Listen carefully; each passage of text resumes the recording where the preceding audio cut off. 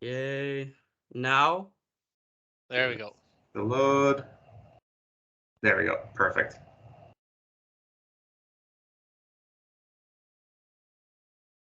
okay, everybody's still there? Yep. We're Great. still here. And this is where I'd sort of left off? Yes. All right. Well, these are my areas of expertise, people. Business financing and funding, business planning, growth and expansion planning, startup and expansion funding, financial modeling and forecasting, feasibility analysis, and performance management. And I'm also from the historical Georgian Bay Métis community of Penetanguishene. So for today, this is the agenda. So we'll be looking at the components of a financial plan, certain definitions, and the three models that make up the plan. And that includes the revenue model, the cost model, and the CapEx model. So for today's objective is to essentially provide you with the necessary tools to be able to prepare a sound financial forecast or projection that is unique to your business. Why do a financial plan? Well, a financial plan is essentially prepared to answer the following questions. How profitable can my business be? How much financing is required for my company to produce optimal returns? And will the business have adequate cash flows? If so, how will they be used? If not, where will the additional cash flow come from? So here are some key financial documents that are included in a financial plan. The first one being the statement of income. That's a financial statement that reports a business's financial performance over a specific accounting period. So a specific accounting period could be from January 1st to December 31st. Most of the time, the statement is on a 12-month basis. It's also known as a profit and loss, P&L statement, or a statement of revenue and expense. Another key document is the monthly cash flow statement. This essentially displays how much cash a business will have at the end of each month. And this statement is particularly useful for seasonal businesses in order to manage cash flows when revenues might not be as strong or might be just non-existent because of the seasonality of your business. The third document is your assumption sheet. Unfortunately, we do not have the answers to every question that we have. We don't have a crystal ball to sort of really foresee how things are going to happen or how things are going to materialize. And that's why we need to make assumptions. And we'll go through more of that as we go through the models. But essentially, this document outlines all the assumptions that you've used throughout the financial plan. And it's important to be as accurate as possible as to how you've came to these assumptions.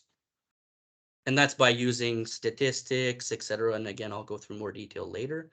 The fourth document is the sources and uses of funds. So sometimes you need to access financing or funding to be able to, expand or to start up your business. So essentially, this document will tell you how capital will be acquired and from which source, and how this capital will be used later on once it's accessed. Other key components are a break-even analysis. This analysis provides you sort of with your margin of safety or a break-even point for your business based off the revenues you collect and the costs that you need to incur to essentially collect these revenues and operate properly, etc. A business uses a break-even analysis to determine what level of sales is needed to cover all of its costs. So when you pinpoint that number, you're making zero profit.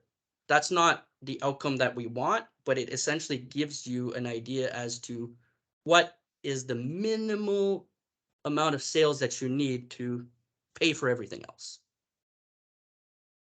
Another key component, and this is, I say startup costs, but this can also be expansion costs. Okay, if you're looking to expand, it's essentially to list all the assets that you need, all the expenses that you need to incur in order to start the process of starting up or expanding your business. Is there any questions right now?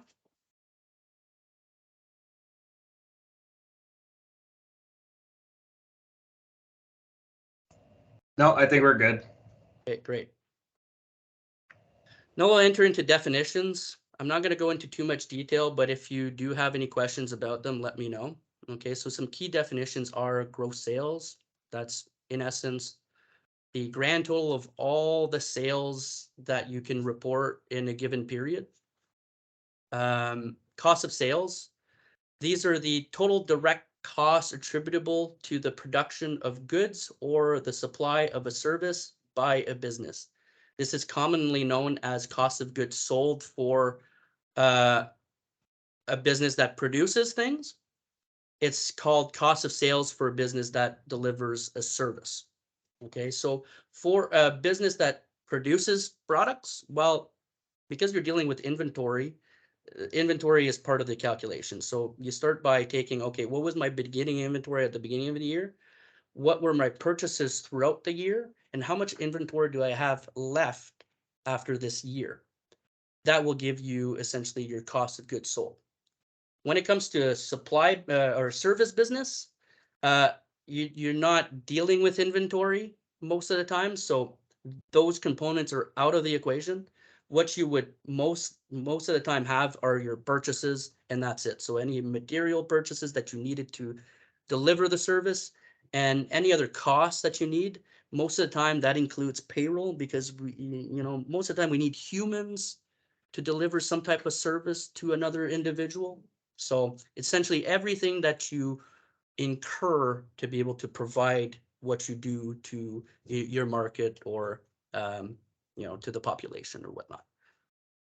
Gross margin takes in consider your gross sales and your cost of sales or your cost of goods sold to calculate a percentage. So essentially it's what it is a percentage of total sales revenue that the business retains after incurring its direct costs associated with the production of the good or the supply of the services.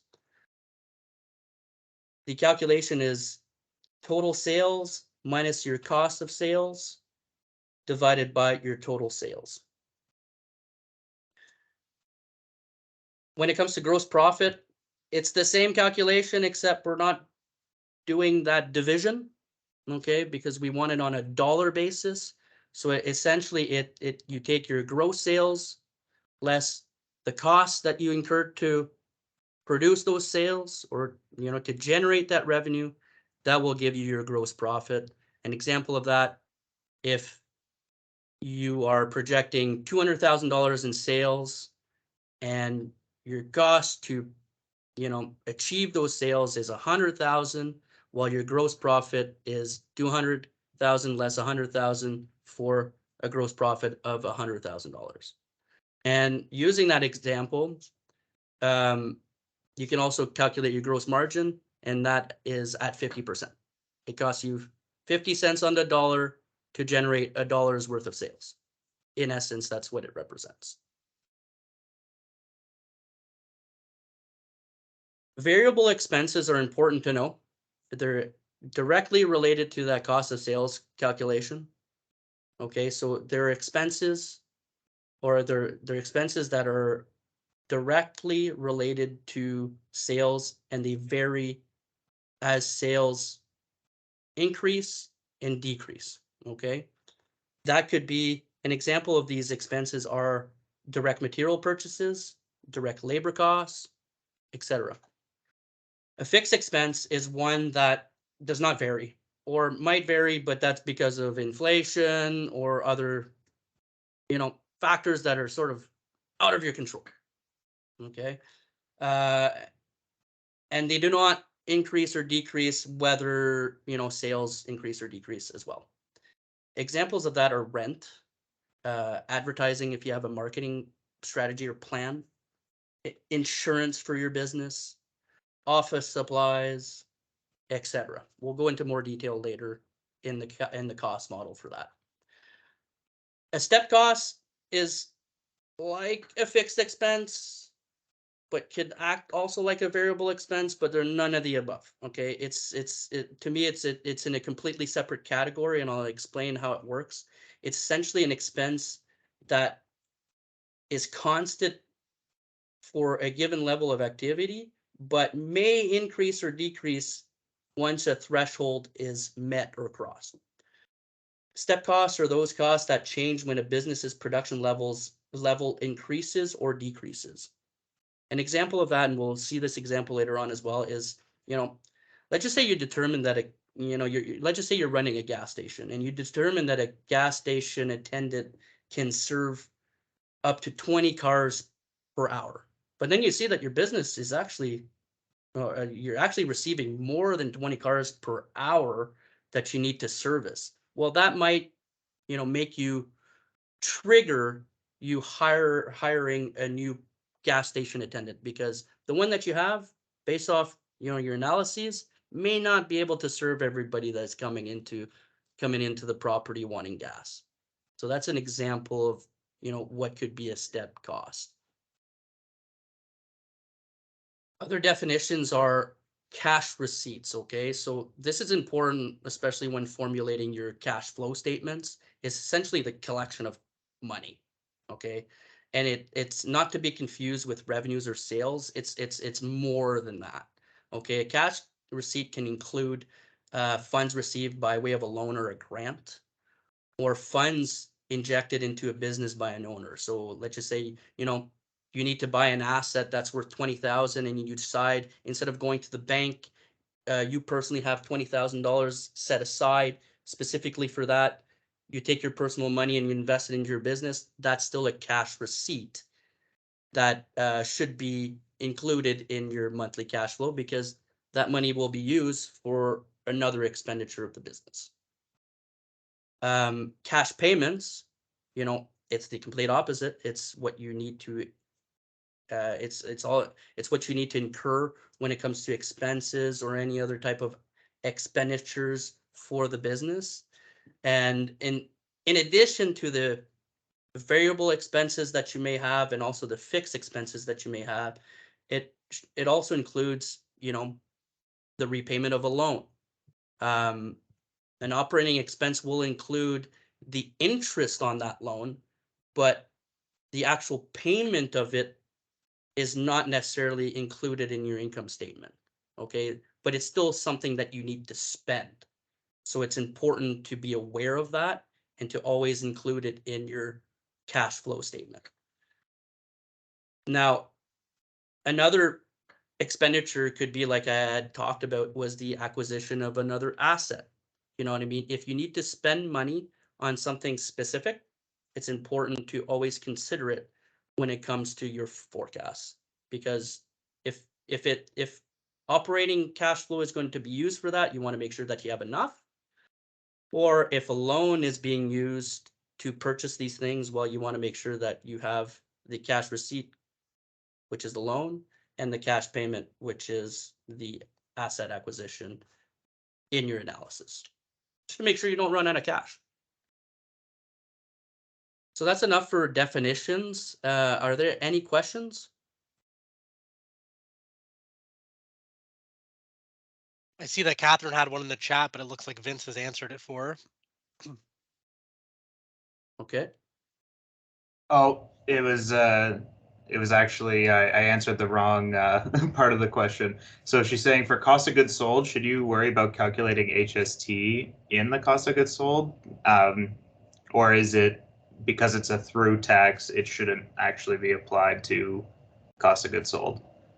That's a really good question. For cost of goods sold purposes, I wouldn't, because it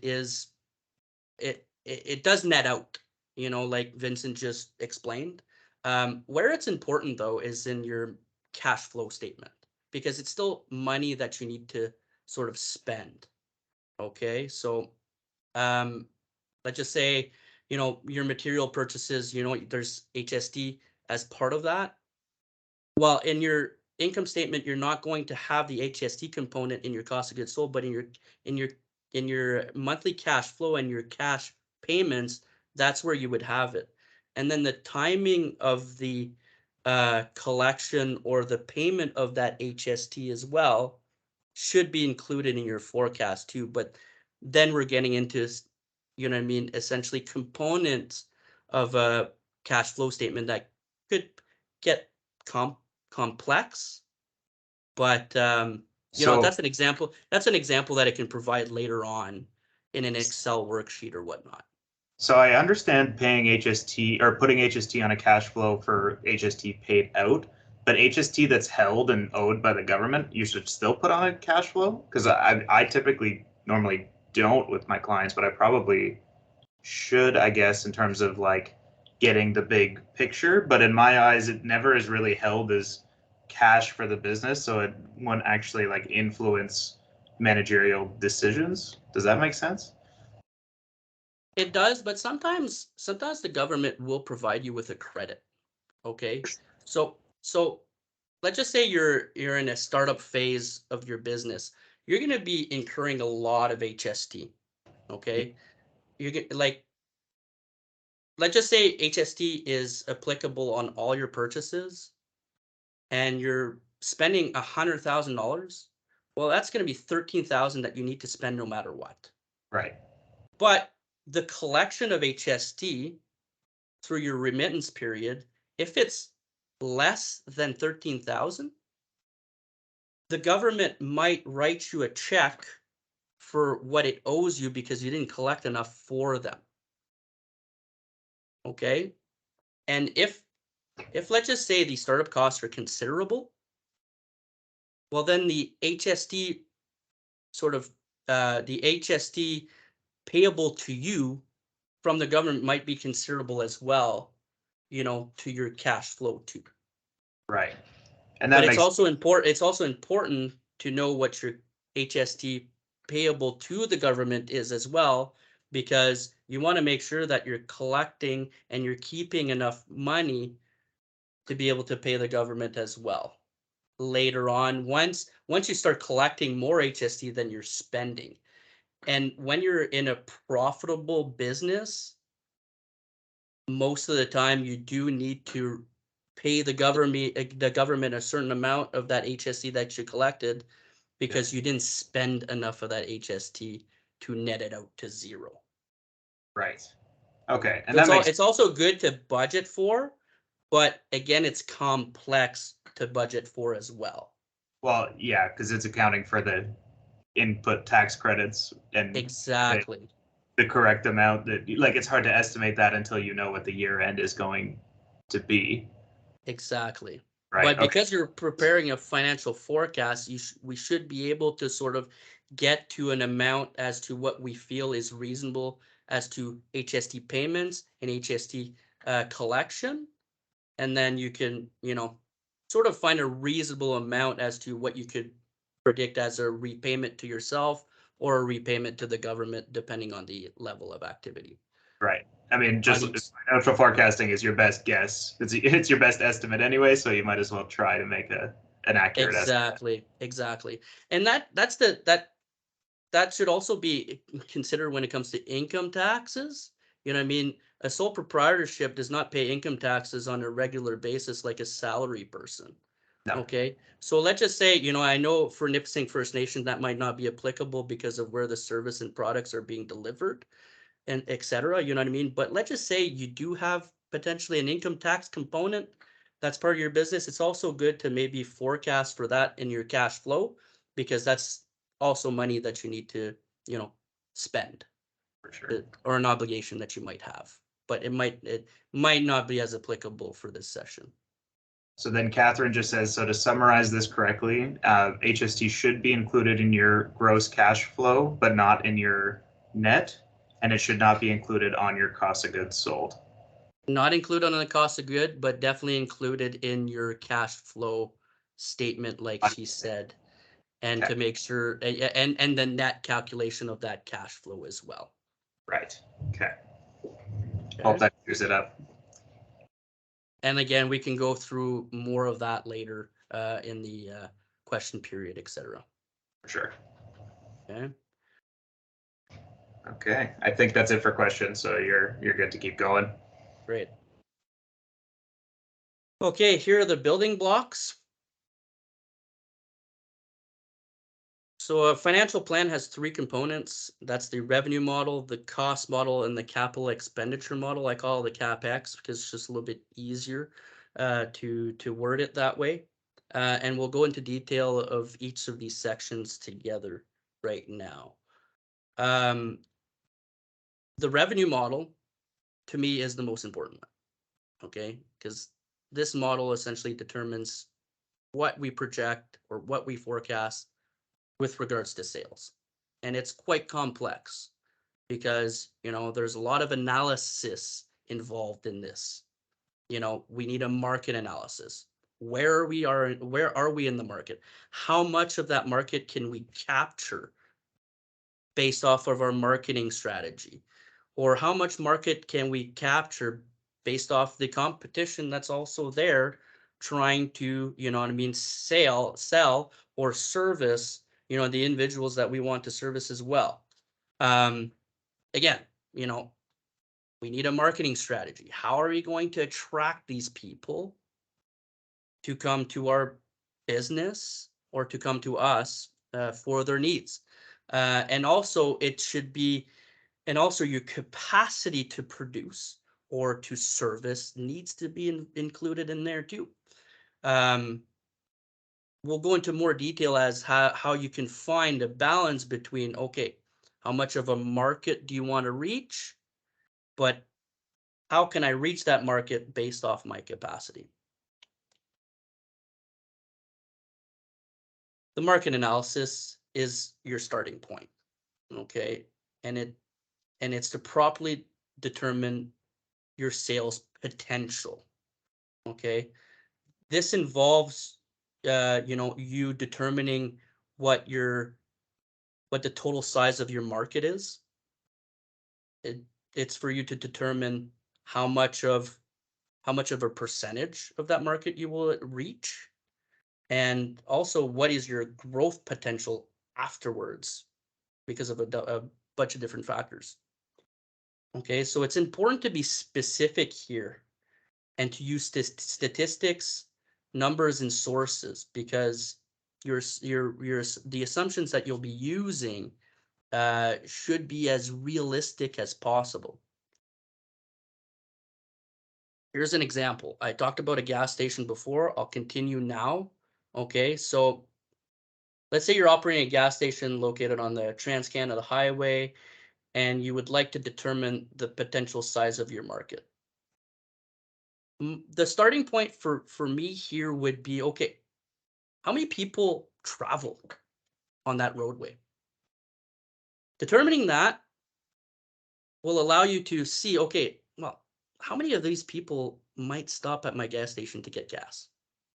I'm not sure, but we're going to go through sort of an exercise that could help you determine that amount, okay? And we're going to use reasonable assumptions to determine that amount. So I start with my starting point, which is the annual daily traffic seen on that highway. Based on MTO, there's 9,725 cars annually that travel on that roadway. This is where we use our first assumption. And, you know, the way that I determined it was based off maybe my personal habits, you know what I mean? I might have asked my peers as to, you know, how many times in a week do they fill up? Things like that. So the first assumption that I made is, okay, out of those 9,725 drivers, you know, what is their average fill up per week? Well, I determined that, you know, they might fill up once per week for gas. So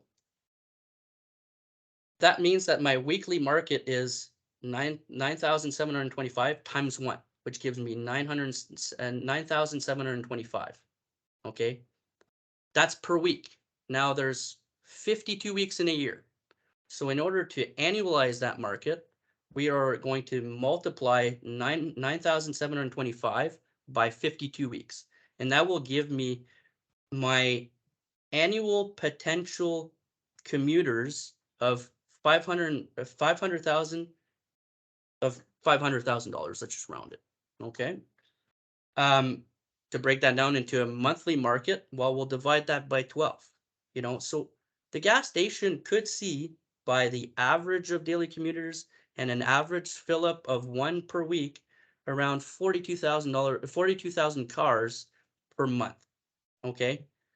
Now that gives us our total market if we had no competition, if they had no other gas station to stop at, etc. But that's not the case for us, unfortunately. We do have some competitors in the market, etc. We are new as well. Let's just say it's a startup. We might not have the branding or the recognition that the others have. Let's just say our assumption is that we're going to hit 4% of that market. Okay. Well, that means that we're going to see, based off that 4% of 42,000, 1,686 cars or annual commuters per month stopping at our gas station. Okay. And that equates to 55 cars per day. Okay. So here we made two assumptions. We made one based off customer behavior. The second being on, okay, how much of that market and that behavior can we access? And again, I try to be as conservative as possible when it comes to especially the market share assumption. And it does consider a bunch of different factors as well, like I'll go into later on, when it like the number of competitors, et cetera, et cetera. So, but this gives you an idea as to how to reasonably determine your market potential. Okay. Is there any questions regarding this example?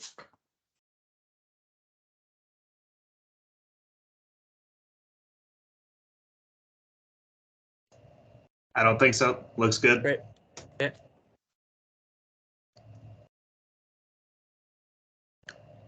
Sorry about that. Here, just want to make sure that I'm okay. So, on top of that, you might be targeting a specific segment of your market. Okay. And market segmentation is essentially you reasonably determining what percentage of the total market each segment represents and how much of this percentage your business will reach. Okay, so the demographic factors of each segment should be analyzed. This analysis will help you form reasonable market share assumptions for each segment. So factors could include like the location of your business, the size, okay, of your business. That's in relation to capacity, the quality of the service or product that you deliver, your pricing, and the buying habits of your demographic or your segment. Okay, so I'll go back to the gas station example.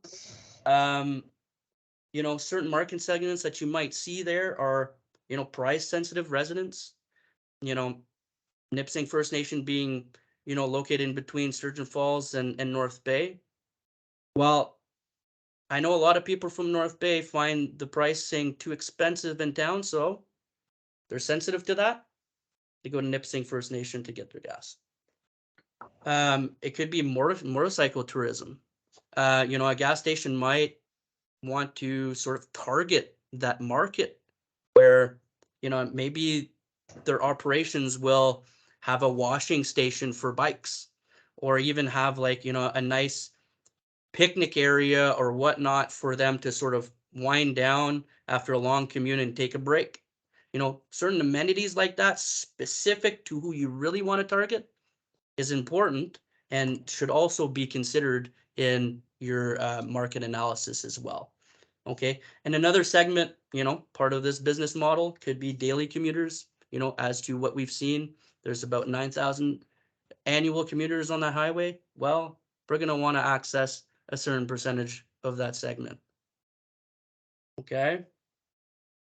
So to expand on segmentation and how that could be used in your market analysis is, let's just say we really want to focus on motorcycle tourism, and we have these amenities in place for them to market to them, etc., or to make your place attractive to them.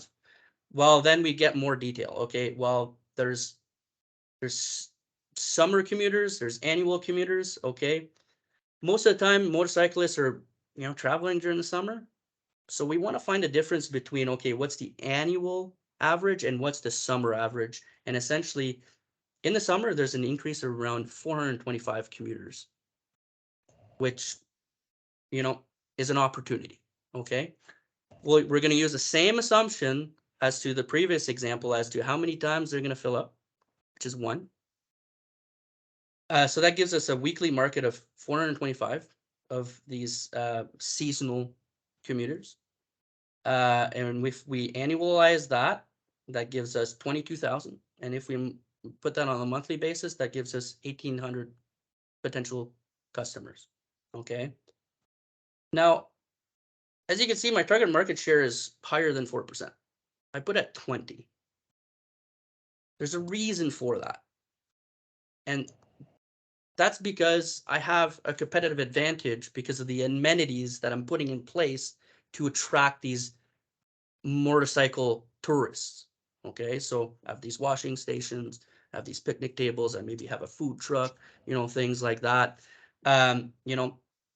Attracting them to come here on a greater percentage. So because of all these factors, I've decided that a reasonable assumption might be 20% of those additional commuters that might be motorcyclists, etc. Okay, which gives us a total market size of 368,000. And then based off, the average fill up, etc., you can really determine what your dollar value or your potential in dollars is with respect to this segment. And then you could use this exercise for each segment to sort of build up a total market analysis. But if segmentation is difficult for you, well, the first example to sort of have a more simple and just, based off 2 reasonable assumptions is fine too. You don't necessarily need to get into that detail, but this segmentation detail is important if you do have a specific demographic of people that you want to sell to or to service to. Now we'll get into the competitive analysis. Okay, so this is essentially knowing who your direct competitors are, how much of the market they reach, and how many there are in your target market. This analysis also allows you to determine in a reasonable and realistic way how much of a market you may be able to achieve based off, how many people are competing with you.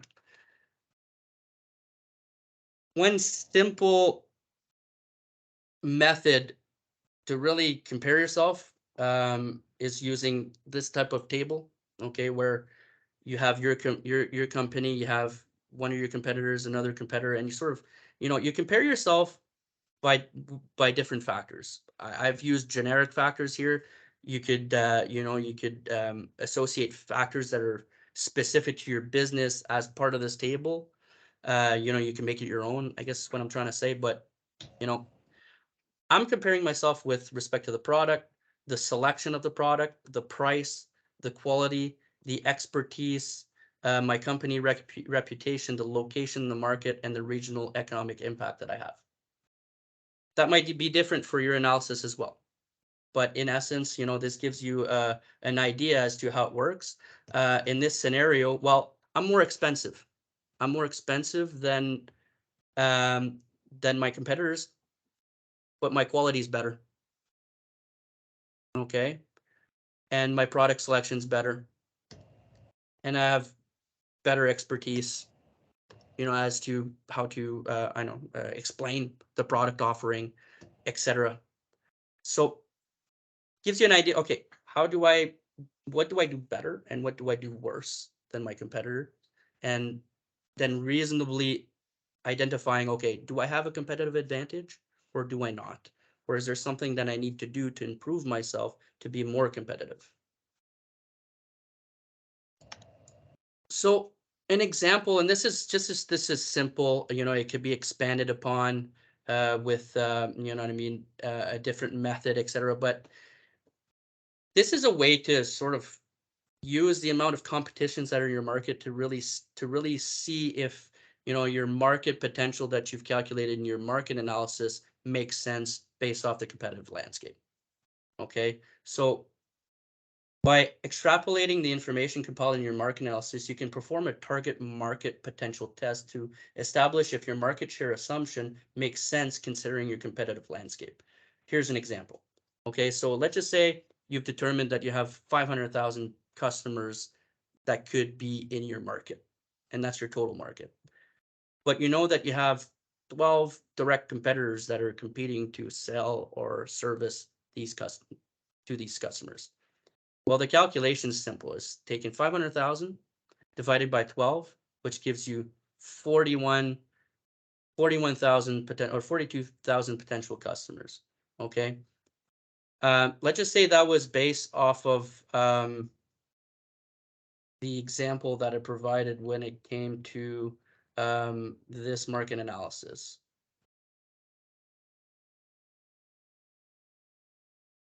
Well, here we're projecting, an annual market of 505.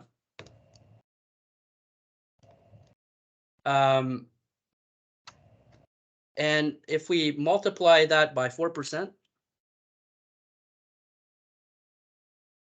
and I'm not very good at in my head, so bear with me here.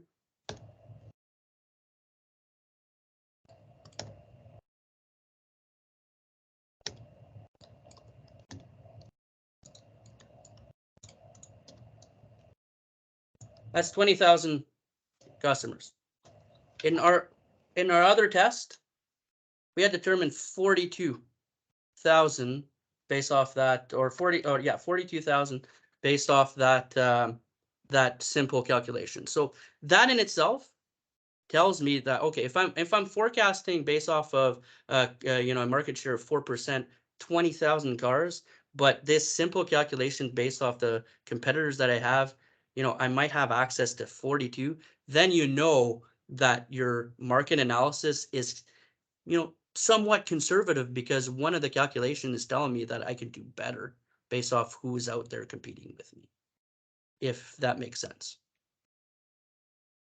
Is there any questions about this? Because we're getting into the nitty-gritty of, how to sort of go through these analysis and the different calculations that we can use to sort of really determine if, our assumptions and what we're forecasting is reasonable. So I just want to open that up again. Is this a calculation that we could use? Like, is this like for real? Based on one of the gas stations on our reserve, maybe? Like these Yes. numbers? Okay, cool. Like, are you saying that if these are real numbers? Yeah. Like No, this is all hypothetical, in all honesty. Like, it's just something that I came up inside of my head. But Okay. the statistics, like the statistic for the ADTT, like the average daily commuters, that is a true statistic that I took out, I believe, 3 years ago. Okay. Okay. So I'm literally using real statistics to determine what is my potential. But what's difficult is that, when it came to that market share percentage, I will never be able to find a stat that will be as accurate as possible when it comes to that percentage. And that's why it's an assumption, and it should be based off reason, logic, and also, what could be achieved based off all these factors. Okay. And it's the same thing with this calculation here. These are just hypothetical numbers, but the total marketing customers could be based off that, average daily commuter that we had just talked about. Things like that. So Yeah. I think that answers your question. Yes, thank you. I see that there's something in the chat too there. I just can't see the chat. So this is a good way to look at whether, good way to look at whether a market is prime for the undertaking, or to see if the business has kind of captured its potential already. And I feel like basically that's understanding that is really just going to come down to the strength of the market research. Personally, is the more statistical information that you can find, the better off you'll be able at determining how much potential there is, or market share there is available to you when it comes to actually like undertaking a certain type of business. Exactly. Um, and sometimes, you know, statistics are hard to find. Yes. If your business is very unique and has a niche market, then, you know, I mean, Statistics Canada might not be the right approach for you, where like these are like, this is secondary market data that I call it. Okay, so essentially it's somebody else that's generating the facts for me, but it's not specific to what I need. If you want to generate primary market data, well, that's when, you know, a survey would be important, or even focus groups, etc., to really see, you know, I mean, what your potential market could be based off essentially receiving direct communication from your potential customers. And it's basically using your best guess as to if you need primary or secondary research, and like what's going to be relevant to you. Because Jesse's not going to sit out by the highway and have a counter to count every car that drives by every single day for a year. So you're better off using the MTO stat on that, because they have their best estimate. But if you're looking for the qualitative data on if your customers would prefer, say you made bikes and they want the bike in blue or in purple, you're better off actually getting that directly from your customers and getting that primary research. So it's really just based on context if the research is relevant to you or not. Precisely. And to expand on that, Vincent, I'm really happy that you're talking about that. You know how we talked about segmentation, and let's just say we reuse that example of motorcyclists. You know, that qualitative data that you were talking about, Vincent, and having a survey with respect to that segment, like delivered to that segment, would be important. Because what if the competitive advantages that you're trying to put in place, like a washing station, things like that, are not what motorcyclists really want? Yeah. Well, then what you're putting in place does not bring value. And also the assumption that you're making on that 20% market share for those motorcyclists might not be reasonable, because, you know what I mean, that competitive advantage that you feel like you don't have, because that's not what they want. So it's also important to know exactly what their need is, you know, especially when you drill down further and further into a specific segment like that. 100%. Don't be afraid of an open dialogue. Talk to your customers. I tell a lot of people this. You can Precisely. try to guess and think of what they would want or need, but at the end of the day, if someone wants something in your make an environment they're comfortable telling you, they will tell you. So Exactly. just facilitate that as best as possible when you're conducting business with your customers. Yes. But I think that's Okay. it. So we should be good to move on. Great. So we've hit two sections of the market of the revenue model. Now it's the third section, which is the marketing strategy. Okay. I'm sure you guys know this because you're in business planning mode, etc. But it includes promotion, price, place, and product. Okay, product obviously can be service. It doesn't have to be necessarily 4 P's. It'd be 3 P's and an S. But the most important part of that marketing strategy to me, especially when it comes to building your forecast, is the price. Okay. And price is used to formulate your forecast. And, you know, once that market share is established of, you know, the average weekly customers that you're going to see at a gas station or whatnot. But each 4Ps also has an effect on your plan, but price is the most important. So one way to determine your price is through price setting, okay?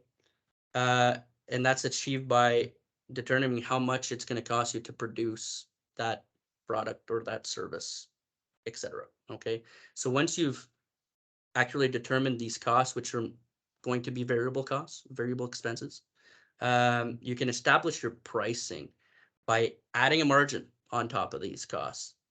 And you should compare yourself as to what your competitors are, are charging as well.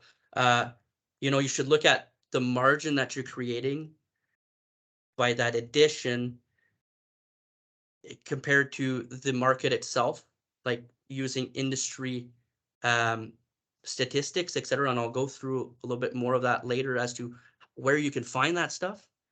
So it's good to okay, how much does it cost me? What margin do I want?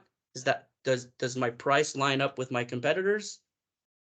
Or if not, why is it higher? Why is it lower? You need to answer those questions.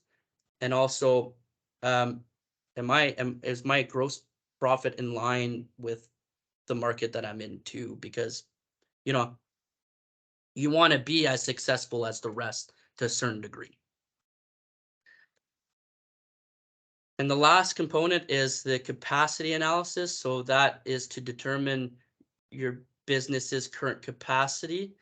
Okay, and so if you're in a service-based industry, you can determine that by how many customers your business can serve in a given day with your current operating capacity. So that could be based off the amount of people that you have. Okay, well, my 2 staff can service 20 people in a day. So we know that based off these 2 people in my HR model, I can only output that as a maximum. If I want to output more, I need to hire somebody else. If you're in production or manufacturing, well, your daily capacity in production output should be determined. So again, I'm going to use the gas station because I'm just trying to make it flow through. So these are, this could be based off some qualitative, analysis that Vincent was sort of talking about, where, you literally become a customer and you find out how much time it takes to do something. Okay, so let's just say it takes 5 minutes to fill up a vehicle with gas.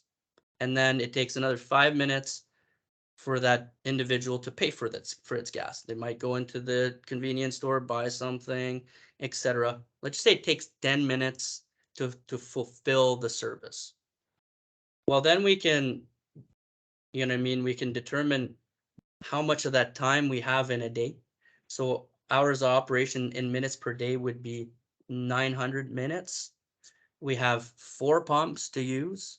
Okay, so if we take that 900 minutes divided by 4 pumps, that will give us the amount of customers that we can service in a day.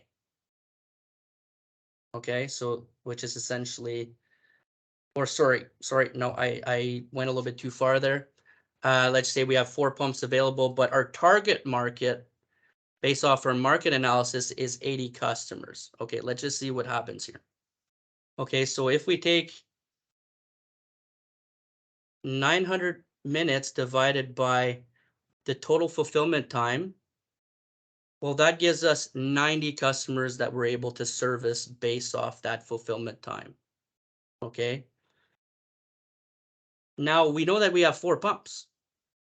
So if we take 900 customers times 4, well, that gives us 360 customers per day. But our target market is 80 customers per day. Well, that means that, your gas station would be operating at a 22.2% capacity based off the amount of customers you expect to service. You expect 80 to service 80 customers, but really based off the infrastructure that you have, the personnel that you have, etc., you can actually service 360.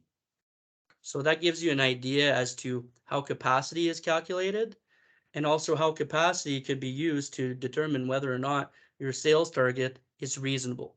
Let's just say that percentage was not 22% and was 122%. Well, then you know that your target market that you're forecasting is too high, or you have to find a way to reduce that fulfillment time, or by increasing your capacity by maybe adding more pumps. It's just to find a balance between all of that. But this, again, should be considered when it comes to identifying what your potential sales revenue should be. Now we'll head into the cost model. Okay, so this is to determine the total expenses of your business. These costs are then integrated into your financial plan to sort of determine what level of profitability you might have. So it's to determine your bottom line. The total cost is determined by estimating the following. So what your cost of sales are, your cost of goods sold is, your HR plan, and your fixed operating expenses. Okay, I've already talked about cost of sales, so I'm not going to go into too much detail about this, but the first thing that I'm going to say is that it's important to be as accurate as possible. Okay, so try to obtain quotes, estimates, pricing for each expense. If that's difficult, then you can benchmark yourself by using industry data. Okay, so to determine your cost of sales, it's different for when you're selling a product or a service. So for a product, it's each cost of creating your products so the cost for creating your products must be determined, and these costs only include those that are directly tied to your production of the product. So an example would be the cost of goods sold of an automaker would include the material costs for the parts that go into making the vehicles, along with the labor costs used to assemble the vehicles. Cost of goods sold would also consider the cost of sending the vehicles to the dealerships. Now, when it comes to sale of a service, it's the same thing. What are the costs directly attributed to providing the service? And an example of the cost of sales of a business consultant, which is somebody who provides a service to, business entrepreneurs like yourselves, would include the time needed to prepare or provide the service, usually at an hourly rate. Any material costs that may arise from providing those services, and any other expenses like travel that might be incurred to deliver it. Okay. Again, if you can't access quotes or things like that, benchmarking can be a useful tool for estimation purposes and for comparison purposes. You can also use benchmarking data to establish if your total cost of sales makes sense with regards to your industry, or if some of your cost assumptions are unknown. Through Industry Canada's website, you can generate industry reports specific to your industry using the Northern American Industry Classification System, which is the NICS codes. Now, I know that I'm running out a bit of time, Vinces. I was going to show them how to create a report from Industry Canada, but is that something that you know how to do?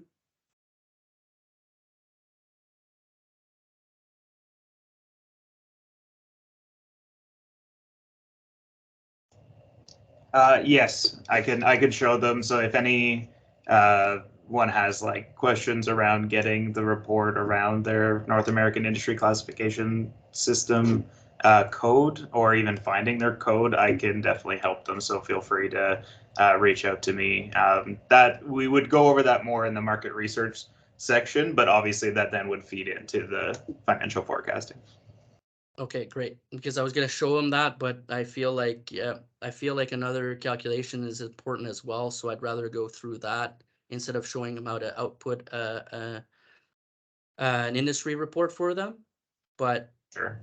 this We also started late, by the way. So like if you want to go a little bit past, like if people have to drop off, like we are recording, but I'm free for. okay, I can be free as Okay. well. I just wanted to make sure that I was on time for people because that's important for me. So Okay. Yeah, no, if you guys want to go an extra little bit past the 1:30 mark, I think that's fine. And then the people that have the time to attend and stay in attendance can, and then I'll have it recorded for everyone else.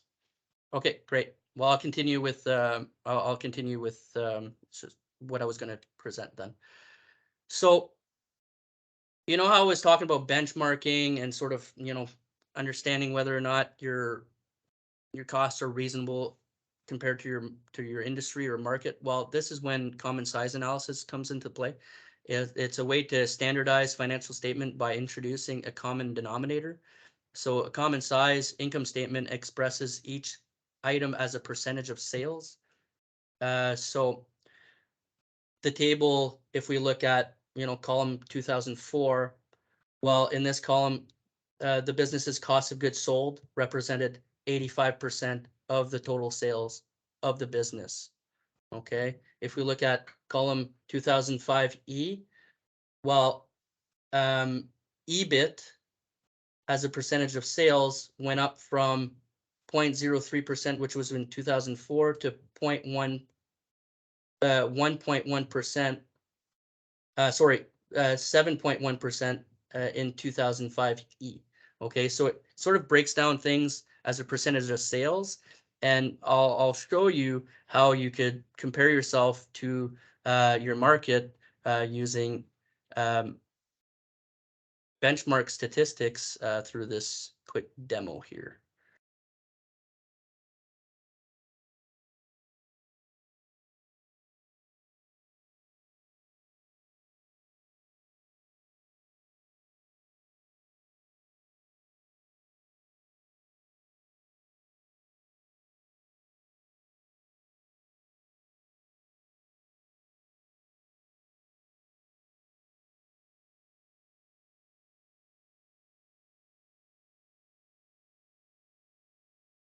So because we're talking about common size, we're going to distribute this report by profit margin because it's going to give us these percentage values that we're looking at. And also the values we're going to keep them as a percentage basis because, again, we want to compare apples to apples. So that's how the report will be generated. And I'll just use maybe retail trade.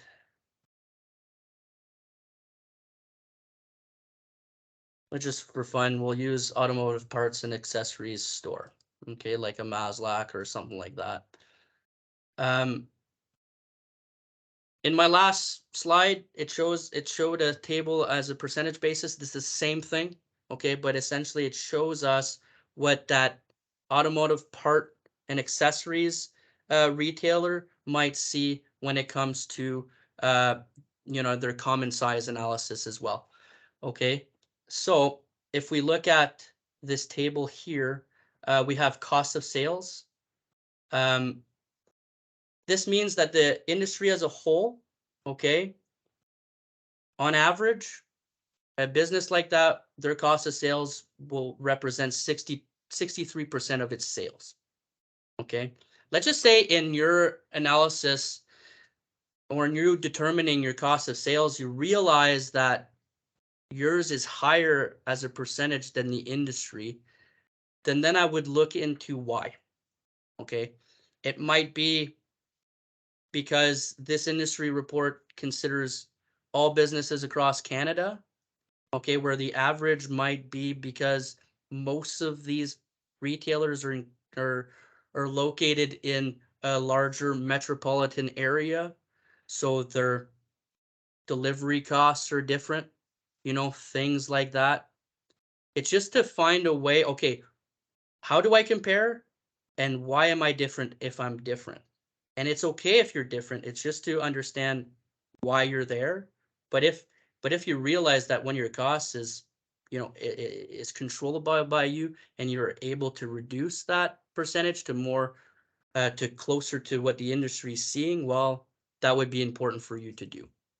But essentially, this gives you good information to compare yourself to others that are operating as well in your sector.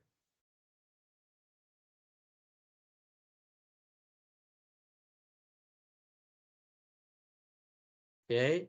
Now the second component of the cost model is HR plan. It's really important. Most of the time, it's the biggest cost that a business will incur, especially in the service industry. But it's particularly known as well in the the selling of products, etc.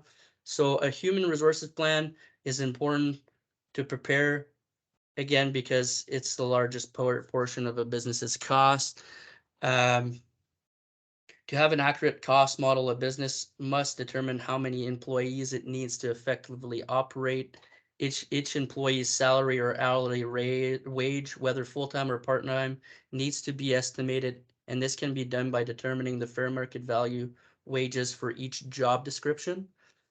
Employee benefits and other costs that essentially an employer needs to incur or spend needs to be determined as well. When it comes to wages and benefits, and a simple rule of thumb, and I feel like we've talked about this, Vincent, in the past too. My rule of thumb is 15% of the wage cost, so on top of the wage cost. But you could be more conservative now, I feel, potentially by using 20%. I think that's what we had talked about last time, Vincent. Yeah, I used 20% and you used 15, but then just to be safe, I also still do 20. Just for that conservative estimate. Because if you don't, like if you budget it, but they don't end up owing it all in source deductions, then that's a fine problem to have, as opposed to you're budgeting it and now you're short on cash when the time has come to pay it. So in a nutshell, use Vince's rule of thumb instead of mine, because it's more conservative, and I agree with that. So here's an example. Okay, I like to put things in a table to really see, you know what I mean, what my total cost will be. So let's just say, my the hourly rate is $33 per hour. That will give me a cost per day of 268. Okay, and working days in a month, let's just say it's 21 days. Well, if you multiply all those factors together, will give you 5,633. You can do that for every month. They give you an annual total, etc. Okay, it's always good to break down things into detail like that. And then, as to present it in the most simple way, this could be a summary table that you have in your financial plan. Start dates are important because obviously, if let's say your income statement's on a 12-month basis, and you know that you're going to hire a specific person, 6 months into the year, well, you don't want to consider 12 months of wages when essentially you're only going to be paying them for 6. So in order to be as accurate as possible when it comes to your costs and your cash flow, it's good to have those start dates embedded into your calculation. So that way you're not considering, let's just say by example, for year one, for year one, the mechanic operator will only be hired in July, but your starting date, the beginning of your operating period is in January. Well, then you don't want to be considering $72,000 in as an expense for that person. You want to be considering 53,000, because of the timing of it. So again, this gives you a way to, or it presents to you a way that you can summarize your HR costs per, the timeline of your hiring, etc. Now, for fixed expenses, these should be readily determined by way of invoices, quotes, or estimates. The last thing that you should be doing is using benchmarking information for this. Like let's just say you're not sure how much insurance is going to cost you. Well, just grab a quote from certain insurance providers, you know, as an example. But if they are really difficult to estimate, well, use the benchmarking as your last resort to estimate these costs. It's also important to consider interest on long-term debt because that is also a cost if you're going to be accessing financing for certain things.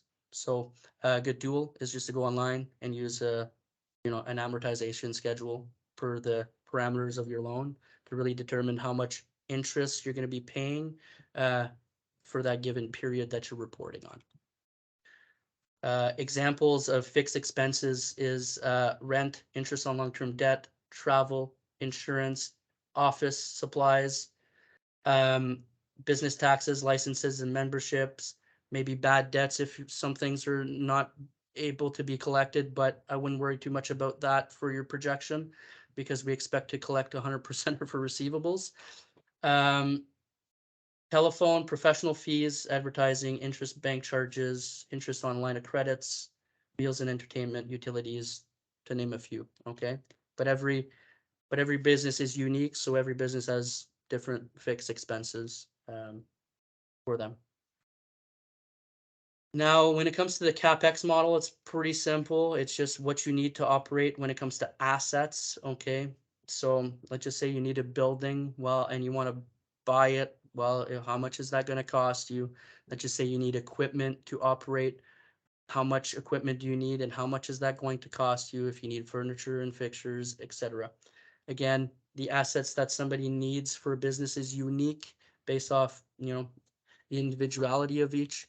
So so they will vary, and also it's also important to be as accurate as possible when it comes to these when it comes to this model, because especially if you're accessing financing, you know what I mean, essentially a financial institution will not borrow you more than what you actually need. So again, it's good to be as accurate as well. If you're funding this yourself, you want to make sure that you have enough cash to be able to purchase these items. So okay, so the last part is just a break-even analysis. I thought it was important to just show you how it works.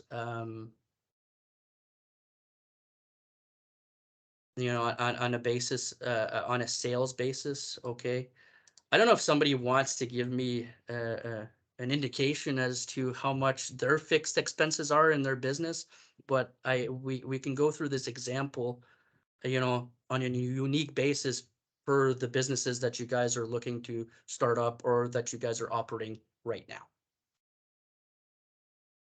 Is there any volunteers, or do you want me to just spit out an example?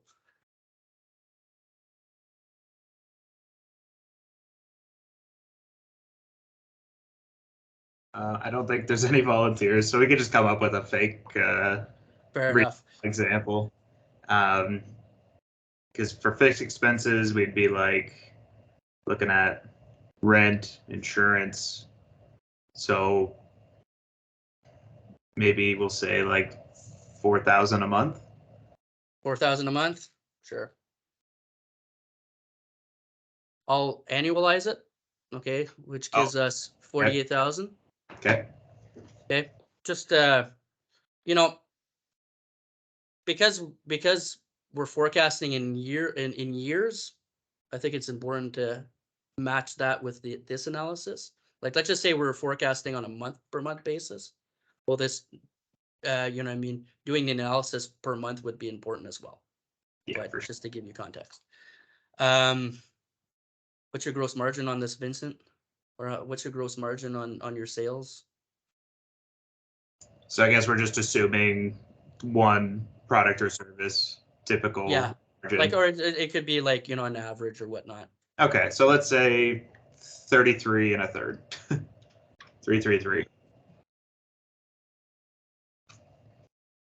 So if you take your total expenses, 48,000, and you divide that by 33.33%, okay, which is the gross margin that Vincent just spit out, you would need to hit sales in the amount of $144,000, you know, in order to break even. So you make zero profit, zero money, everything's paid for, but you just don't have anything in your pocket or anything to reinvest for the future or whatnot. And like Vince had said, this could be breaking down by product too. Okay. Yeah, because So- not all so product that- services are going to have the same margin. Exactly. So what I would do here is, you know, you do have your fixed expenses, but then, you know, I might have a different product. Let's just say this is product A. You know what? I'm just gonna, yeah, let's just go here. I'm thinking on the fly here. Haven't done this in a while. Product B, product C.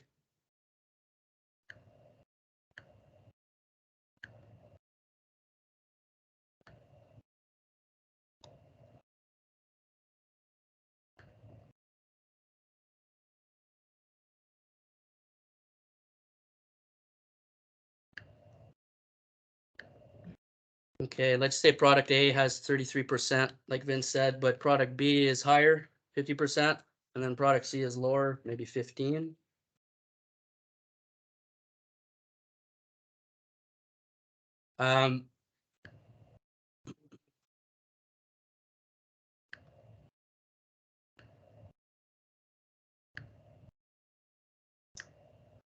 Now, you know, it could be as simple like this, where I'm just going to actually expenses total 48, sorry.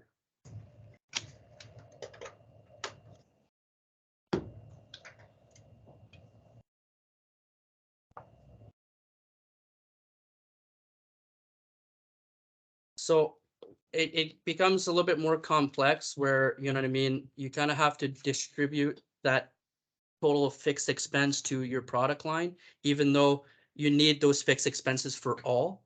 You know, you could distribute it, you know, evenly if you want, but let's just say one product, let's just say it's B, you don't necessarily need a place to rent in order to, you know what I mean, output it, things like that. That should be considered in your fixed expense distribution as part of, you know what I mean, a greater detailed break-even analysis. But, you know, let's just say it's evenly distributed. We're going to divide 48 by 3. Okay, for 16. Oh, it's the.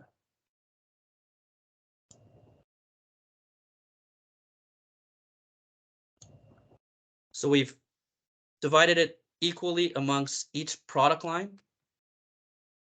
Okay, and we take that distributed amount divided by the gross margin. While for product A, if it has $16,000 of fixed expenses associated to it, well, you would need essentially $48,000 worth of sales to be able to pay for that 16,000 in fixed expenses. If we continue with that method and we put it across board, well, because product B's gross margin is higher than product A's gross margin, then its break-even point in sales to be able to pay for that 16,000 in fixed costs is less. It's only 32,000 in sales. Okay. Now, with respect to product C, because its gross margin is less than product B and is less than product A, but you need to pay for the same amount of fixed expenses, your break-even point is higher because you're making less money which each sale that you're making with product C in comparison to product A and B. Okay, so again, by distributing evenly, And by, using different gross margin percentages, you can determine what could be your potential break-even point per product. Okay, but that's in a sales method. Let's just say we go back to the gas station example. We've forecasted it based off the number of cars. Well, that could be done as well in this analysis. Instead of using a dollar amount, we say, well, we need X amount of cars to be able to break even. So. But then you could also add, product B is actually service B, and you add a car wash or something like that. Exactly. And it's like, what are the fixed expenses of now adding that car wash, and what's the margins per car wash that we're selling on the products that are used to facilitate the car wash? Exactly. So, did you want to expand on this, Vincent? I went off the cuff a little bit on my my example. Is this reasonable for you?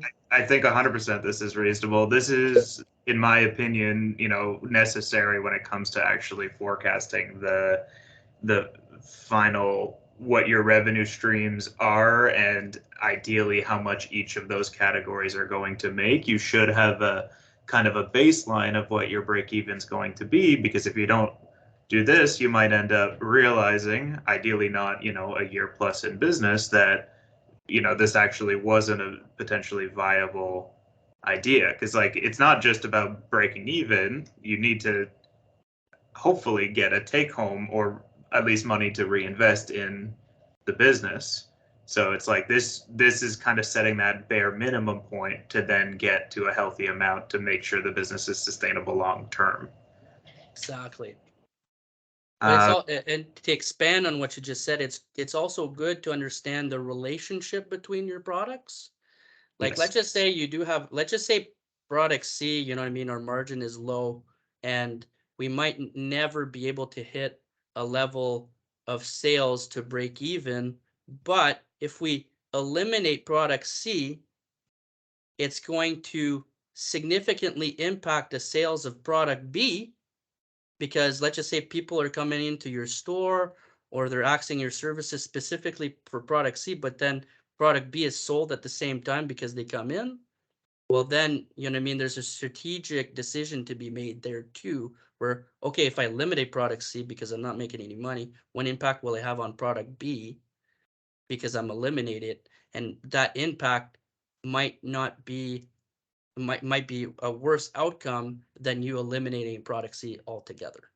100%, and that's really big in retail, especially. You'll see products that are loss leaders. So, like an example, milk is one of the least profitable things a grocery store can sell. It almost never makes money, but there's a reason. It's also, the fridges for milk are at the very back of the store, because you got to go through the whole store to get to the milk. So then eventually you're going to probably pick up other things. Who just goes to the grocery store and gets one thing? Ideally, you're going to get a bunch of things. Or another example in a more specialized type of retail is the margins on computers, like laptops and computers, desktops, are horrible. They're not good at all, less than 10% a lot of the time. So then if you ever see a laptop on sale, chances are they're losing money on that sale. But then when you get to the cash, they're going to try to sell you accessories, another keyboard, another monitor, another mouse, a warranty, which are a lot of the time very high to pure gross margins. Like a warranty, technically they might have to service it, but if in 2 years down the line they don't service it, that's just pure profit for them. Exactly. Yet 2 to 3% is, I've been corrected, exactly. Margin at full retail, 2 to 3% in the chat is what Catherine says. That's not good. That's less than. That's really low. That's probably one of the lowest retail goods you could possibly think of. But Catherine has a question here saying, is if break even is a break even point when cost of goods sale buys itself twice. But I feel like cost of goods sales, understanding the difference between them, is a lot of the time that's a variable cost, which is not a fixed cost. It's part of just how the product or service has to be provided. So like say you're doing mowing a lawn and the lawnmower you have like insurance for your lawn mowing company. That's a fixed cost you're going to have to pay every single month. But the amount of gas to fill up the lawnmower is going to vary based on the job. So then you need to kind of consider that cost as well when budgeting for your margins. Yeah, to add to that is, okay, the insurance is in that fixed expense item, Yeah. where fuel is actually considered in the gross margin percentage that we're using. Okay. Yes.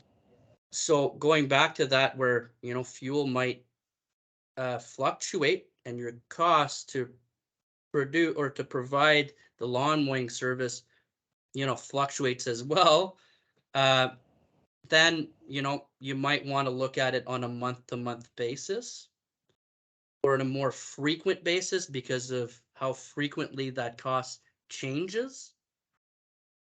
And to make it more simple, if you do have a good historical period to base yourself off of, historical results, where you might see some seasonality as well in the price of gas, where in it might be more expensive during these months than other months, etc. You sort of you can forecast better when it comes to a greater frequency, or you can use an average throughout the year as to what could be reasonable as to a cost for fuel as well. It all depends on how much of a deep dive you want to do. But when things fluctuate like that, it's probably better to be more frequent. Catherine is saying here, so like in a world where all fixed costs are very predictable, is the break even effectively double the cost? And I feel like that still depends on the situation, because it would be double the costs if your fixed costs were exactly half of what your sales are going to be and your margins were 50%. Then it would be double the cost to reach that break even point. But there could be scenarios where it's 4 times the cost to break even, or 3 times, or 2.5 times, really based on what that fixed cost is, if it is predictable, Yes. and then what the margins are in terms of how much you're getting back into the business per sale that you do, if that makes sense in a theoretical way. Yeah, so like, going back to that double, if we look at my Excel right now in product B, well, that's a perfect example where, you know what I mean? Essentially, you have to double the value of your fixed expenses in order to break even, because you're making 50 cents on the dollar for every sale that you make. Okay, so if that 50 cents on the dollar becomes more 25 cents on the dollar, well, that means that you're essentially multiplying it by 4. Yeah. Because you're generating 1/4 of each dollar in revenue that you're trying to that you've made in cash.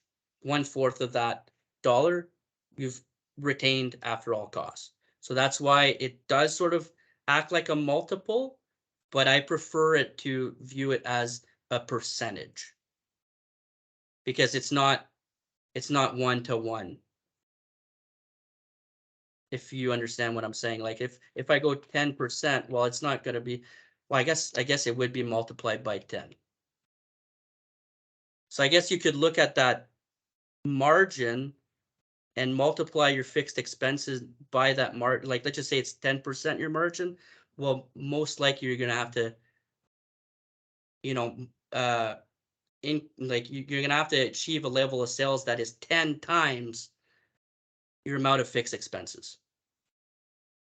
And she says here, so break even is based on net. I'm assuming you mean like the break even is determined based on the deductions that are applied before you get to your net profit. Yeah, so here, I'm going to see if I can find another example here. Just bear with me.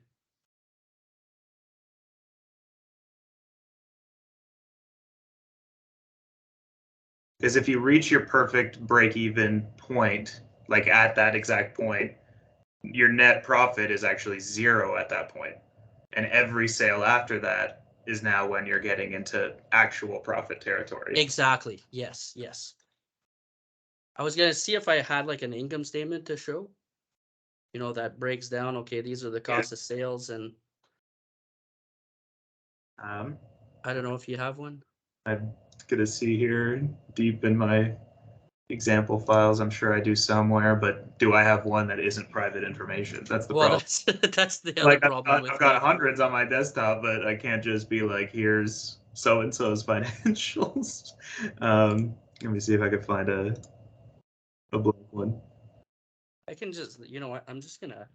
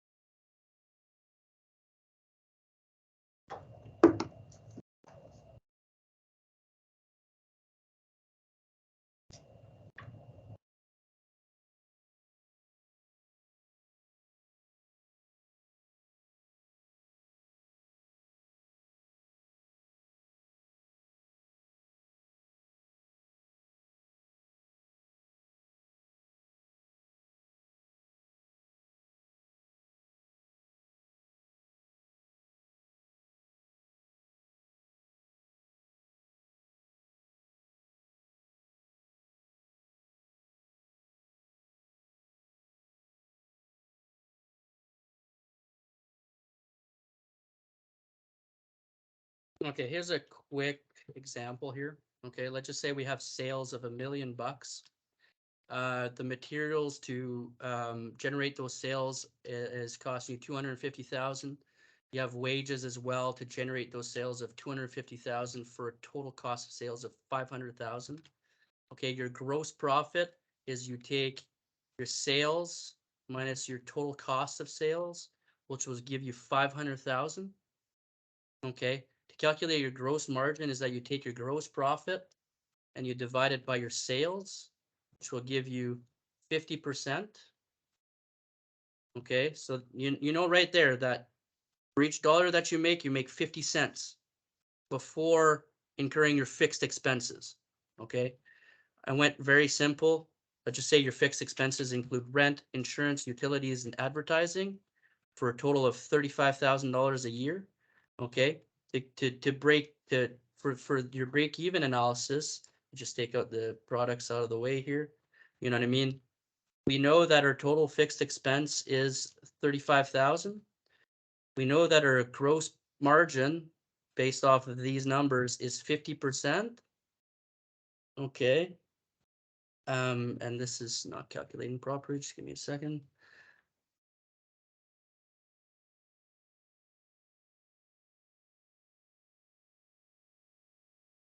Then your break-even point in sales is 70,000. So you always take your income statement that you've prepared or that you have historically to, you know what I mean, calculate the numbers that to actually calculate and use the numbers that you need for the analysis. So let's just say you were projecting to have a gross margin of 50%, and these are your fixed expenses that you've received with quotes, etc. So you've reasonably determined that that's going to cost you on an annual basis. Well, then you can reasonably determine, okay, what's my break-even point? And if I'm hitting $1 million, well, I know that I'm doing extremely well, because really all I need is 70,000. That's a great scenario to be in. It's a great scenario to be in. Let's just say, Medical. I don't know, you're making 90,000. And we know that this is essentially 25% of your, it's costing you 25, and this is costing you 25% to essentially hit that 50% mark again. Well, you're making 90,000, but really you need 70. So, you're getting pretty tight there. If you have a downturn, well, you might break even or lose some money. Just gives you an idea as to what you need to hit. If you're not incorporated, then you're not included in those wages and benefits, which means in this scenario, you would only have like 10,000 of take home / reinvestment amount. And if you're planned for this business to be, what sustains your day-to-day income, then you're cutting yourself short. Like at this point, it would be better off to, work a minimum wage job than do your business, unless this is like a side thing for you, or you have other sources of income. Again, this is in this hypothetical scenario. Now, I like that you bring that up, because, when it comes to making decisions like that, how I advise my members and clients is, what impact will it have on your lifestyle? You know what I mean? If let's just say you're changing careers, well, you want to make sure that, you're going to generate, similar to more income that you're making right now, because, we're all used to a certain lifestyle. We're all used to, we have mortgages to pay for, or we have other obligations that are important to us. What's to make sure that the business venture that you're entering into is going to maintain that for you too, and even make things better for you. So yeah, great scenario, Vincent. If you've determined that you're only making, at the end of the day, like for this scenario, the profit is, is 45,000 less 35,000. So you're making $10,000 a year. And if you're a sole proprietor and your wage is not included in this, 22,500, well, then you're really making only $10,000 a year, which, might not be feasible for yourself. But if 90,000 is, if you can achieve much more than that, well, then the potential is there and the feasibility is there. Okay, so an invitee says that I understand now. I wasn't sure where some of the numbers were getting generated from. Okay. I think that made it clear doing the mock income statement. Okay. Sure. Good. And also it's like this would be done, if you have actuals from your previous year, you could definitely do this with your clear numbers, but also if you did a cash flow statement, you'd have a pro forma income statement of estimates that you can use to find this baseline as well, which I, again, would be more than happy to do in a meeting together if anyone was interested. Yeah. For the sake of time, it is 2:00. I know that Zach has to head out to North Bay and hit the road again. So I think we should wrap up there if that's okay. I feel like we went through a lot of questions and such. Like we did the last time, Vincent, if there's any other questions for me later on and they ask you them, like I can easily write an email or whatnot. Yeah, if you're okay with it, I can definitely. I'm okay with that. And, if they want a copy of my presentation, I'll have one prepared too, if that's something that the group wants. That would be fantastic. Okay. Thank you so much, Jesse, for taking time out of your day, and sorry about the tech hiccup there. Hopefully, everything else for the rest of the day goes smoothly. I'd like to apologize to the group. I was very focused and I thought you guys were still there. So I apologize for done the exact same thing. For I would have wasting, no idea wasting your time a bit. Until I asked questions if there was anyone still there, because I get very focused on presentations, so don't blame yourself for that one. But again, yes, thank you everyone. if there are any questions, or if anyone has any questions specifically for Jesse, I can definitely pass his contact information along. And we will see you all at the same time next week. If the weather's better, we might be doing in person if anyone's interested in attending in person. If we don't have any interest in person, then we'll be doing it virtual again as well too. So thank you very much, everyone, and have a great day. Should be Congrats, quick. Jesse. Good luck, everybody. Thanks, Vince. Take care. Thank you. Congrats. Best of luck. Take good care. Thank you. Thank you very much.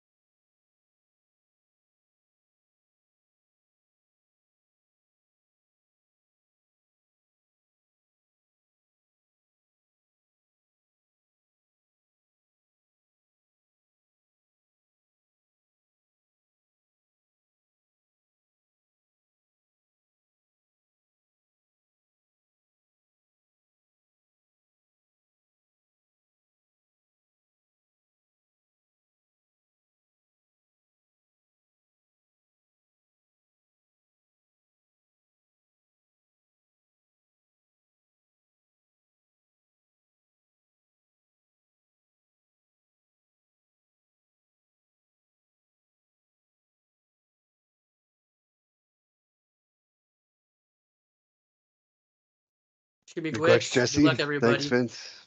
Take care. Thank you. Congrats. Best of luck. Take good care. Thank you.